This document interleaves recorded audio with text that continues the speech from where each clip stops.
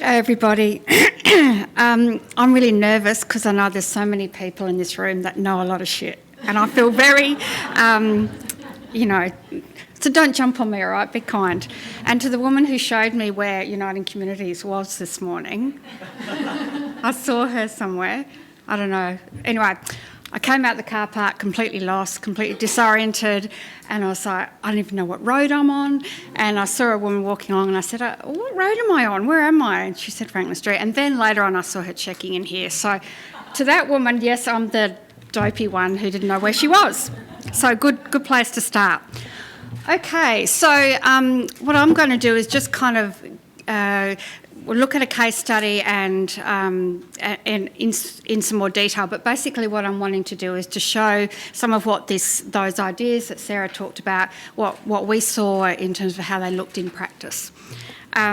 So before we start that, so on your table you'll have a blue fronted little thing, booklet. So that's the content that we'll be working through. But also you probably would have picked up the other little booklet that was by the door, which was white. It's called something like Research to Practice, yes. No, the other one, I think. Oh, yeah, maybe that one, yeah. So that's the actual principles that we're talking about today, so the ones that are outlined in there. So they're the two things to grab. But it's the blue-fronted one that you'll be working with a bit in a little while.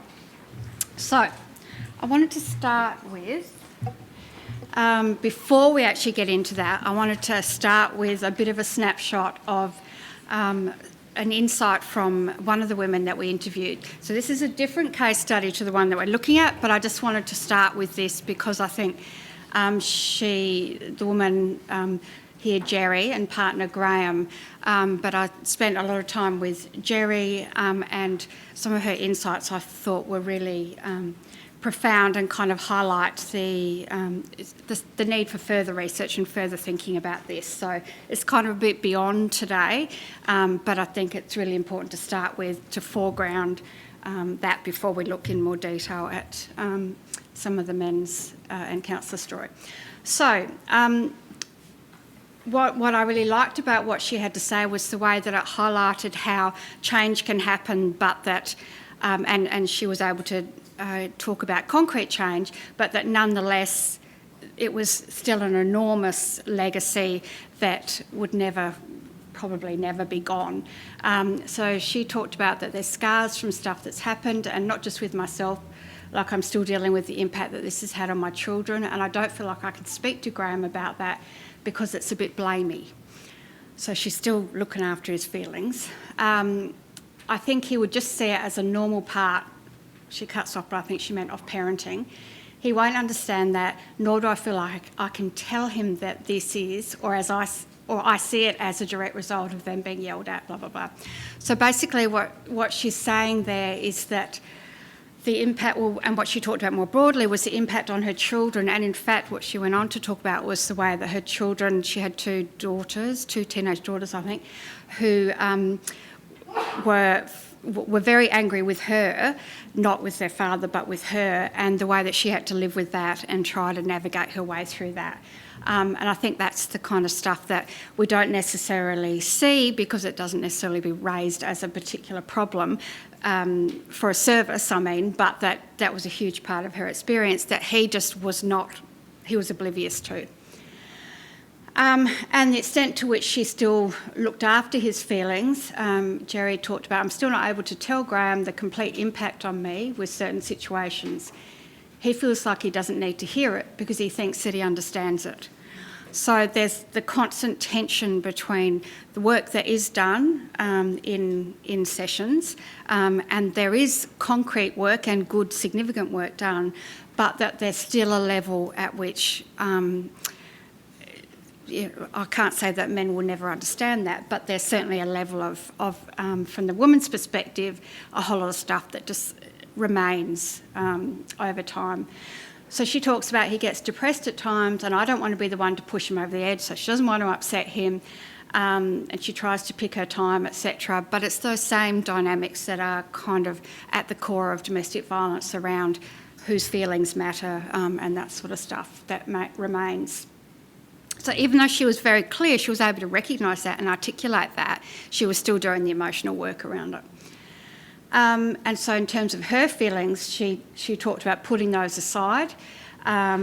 Firstly, because if she responded to him in the same way, that they'd be living in a powder keg. But more importantly, she didn't know what to do with her feelings. So she was very able to talk with me about her anger and her resentment. But at home, she just sort of had to manage that whatever way she could think of. But what was really interesting about her story, and probably resonates with people you may have seen, was the extent to which she was absolutely determined not to be identified or identify as in her words, an abused woman. So she was an amazingly tough, not tough, but inner tough woman, and she hadn't told anyone, basically because she didn't want to be seen as an abused woman. She didn't want to be seen as a victim, and that she'd maintained that over many years, and it wasn't likely to change. She didn't want to be judged. She didn't want people to be saying, "Oh, poor you." And she, framed that in terms of, "I've made choices and I live with them." So it was logically correct, but the bottom line is that she was incredibly isolated because of that. So I think it's kind of the fallout of the growing awareness around domestic violence is that it becomes increasingly difficult for women to admit that they're in that situation because of, what it might say about them.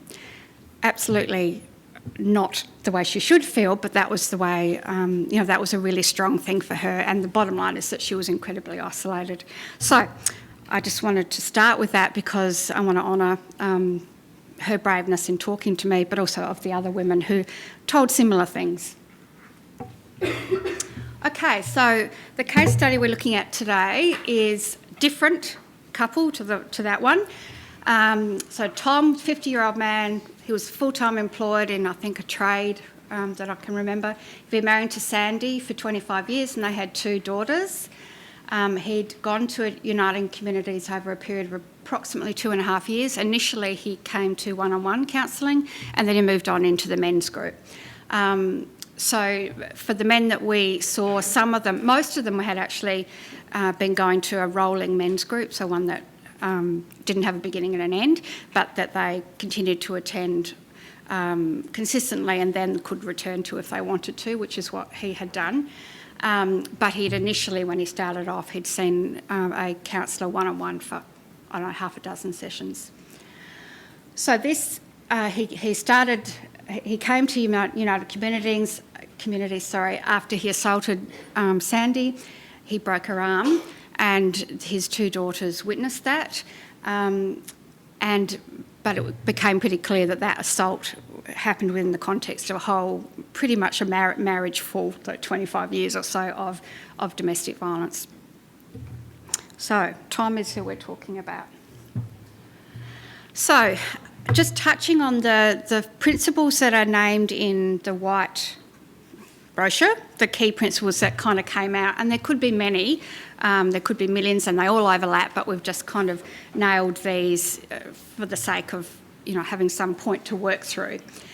So the first being around respectful collaboration, which is around, as Sarah talked about, seeing men as competent and capable, not prejudging, and being and what we observe to be a real curiosity in the way that counsellors talk to men about their lives and how they'd come to be where they were and that kind of stuff.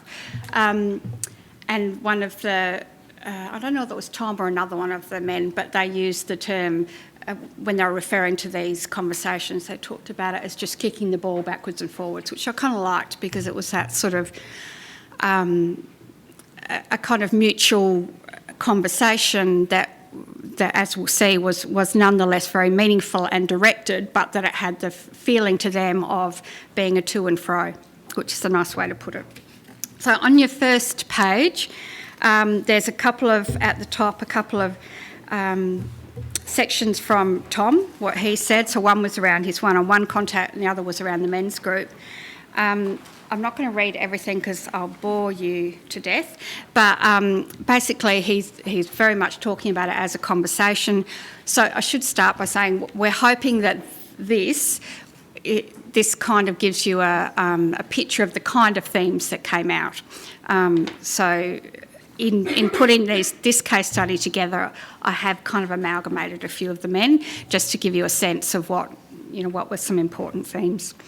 So he talks about a conversation, he talks about not feeling interrogated, and that he liked the way that the conversations kind of branched off and then turned around and came back and would revisit a point. So, and for him that was really important because it was not non-confrontative, but it was also enabled him to make connections and things like that. He talked about it like so his analogy is rather than hitting one path and running down a freeway, it was like a beehive, it was all over the place. So again, a nice metaphor. And then in terms of the men's group, he talked about the way the group worked, and that even though he was clear that they probably had some kind of model or program outline that they were working to, that he also had the sense that they were able to put that down and just run with the people in the room, which was really important. So that, again, that sort of cyclic conversation, but also that the in-depth, so being able to work in-depth and go beyond the surface. And, someone would make a flyaway comment and the next minute he said it'd be up on the whiteboard and they'd be pulling it apart. So the counsellor that we interviewed for in relation to Tom talked about narrative, respectful exploration, non-judgment, linking ideas together, but also touching on ethics and his own concerns. So trying to not give people the impression that they're being ganged up on, but also not being wishy-washy all over the shop either. Then Sandy captured it nicely when she said, coming home from men's group was always, Tom, would say, it's really interesting, I learned a lot about this tonight, and he talked to me about respect or communication or whatever the theme was, and he actually learnt stuff that I already know. He would talk to me as if somebody had taught him something and that he was interested in it, and inside I would be so frustrated thinking, I've been trying to tell you this shit for years. But I wasn't the person that needed to present it to him, and he had a lot of respect for the people running the course. So I guess, again, we can see that, just as the man is, making use of something and finding that useful, the woman is in the background going, for fuck's sake. And we can all imagine why that would be the case. Okay, is this the next one? Yes? Or am I out of order? Is it? Okay. All right, yes it is. Sorry, yep. Okay. So the one about ethical preferences, new realisations, etc., that Sarah talked about, this was one that was quite powerful in terms of it came through in the work from certainly the men's accounts, but that sense of there being something to work towards rather than just work over, the past over and over again.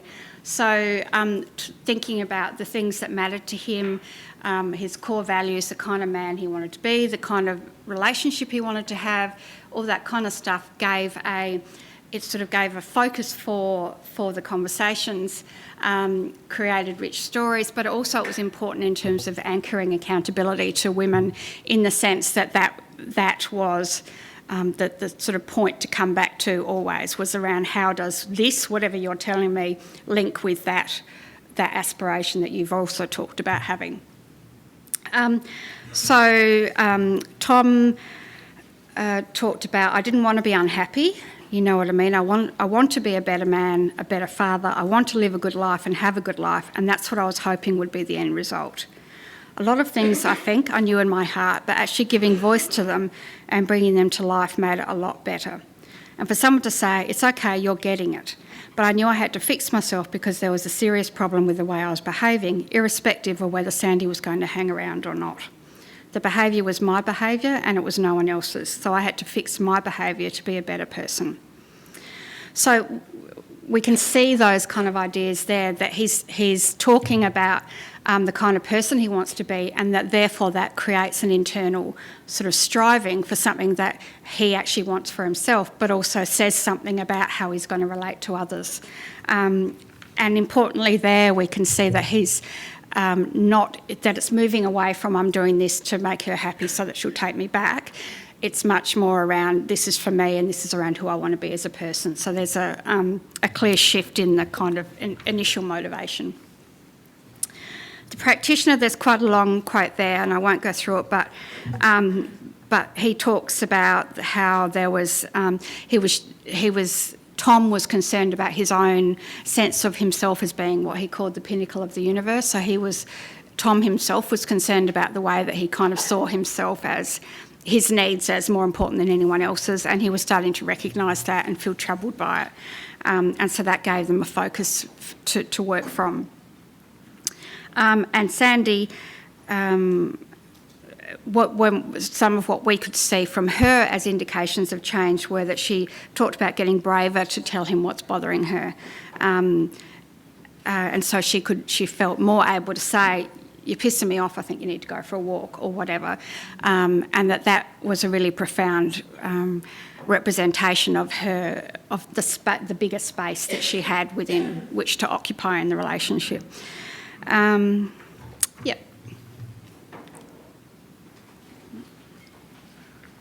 Okay. The other really critical idea was that's important to invitational narrative ways of working was that around restraints to change. So in short, what gets in the way? So if we've already established these are the kind of things that you think are important, these are the values that you have, these are the type of person you want to be, what is it that's stopping you from getting there? So it's again around trying to draw out that motivation in terms of not what's wrong with you or what makes you do this, but we know you want this, so what's stopping you from doing this? So it's again around that curiosity and questioning, but the questioning is very purposive in the sense of what's going on here, what's getting in the way, but what are the broader ideas that you might be buying into that perpetuate these ways of behaving even when they don't match with the way that you have said you want to be. So Tom talked about, you'd have moments of just pure shittiness that it's not right, where it should be better, it could be better, and I just couldn't work out how to get there. So just being like angry and being spoilt is probably a good way of putting it. Spoilt, so it's all about me. My philosophy used to be when Jane and I, Jane is also a pseudonym, it's just a different pseudonym. My philosophy used to be when Sandy and I would have a heated discussion, I'd always have to have the last say. Yeah, I just felt like I'd won because she's silent. Before that, it was just, I'm getting what I want, by stomping my feet and getting what I want, or dominating without really delving into, is this the way I should be going about it? So he was starting to recognise what was motivating him and what was the kind of beliefs and ideas that he was getting pulled into that took him down a different path.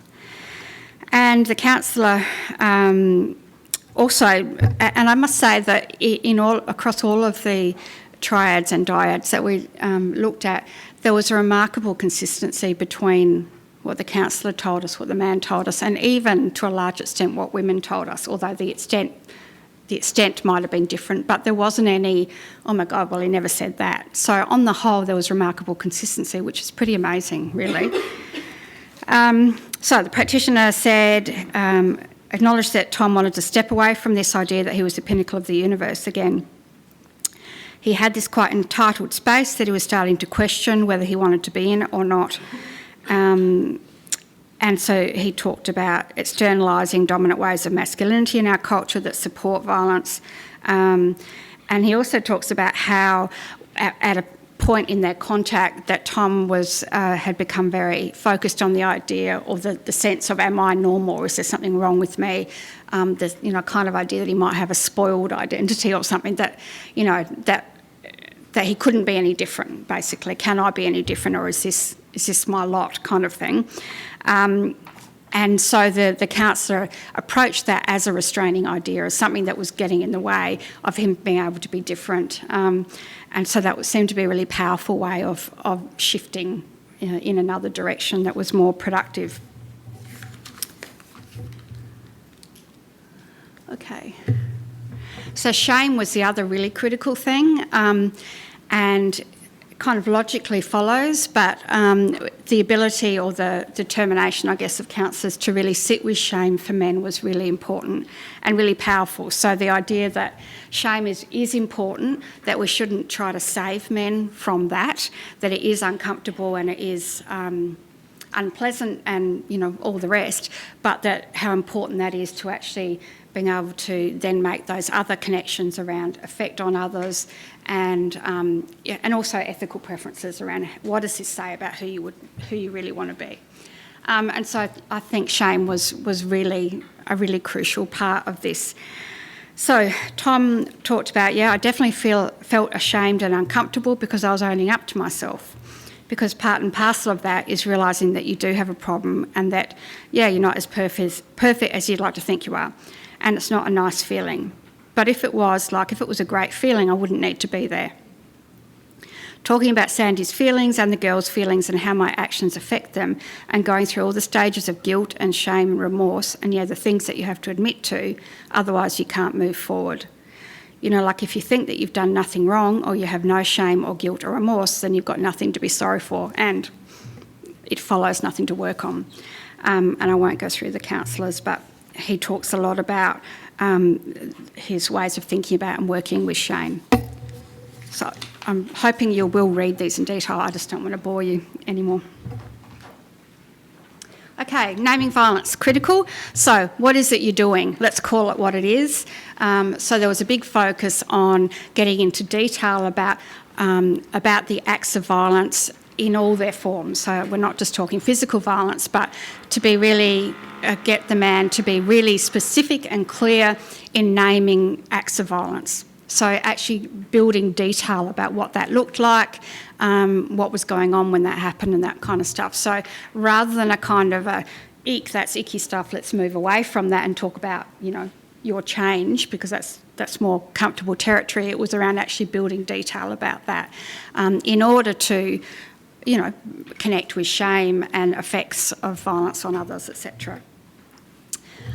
So Tom talked about one of the critical moments for him had been early in the men's group. They had a checklist of DV, domestic and family violence related behaviours on a piece of paper, and part of the group was working through that.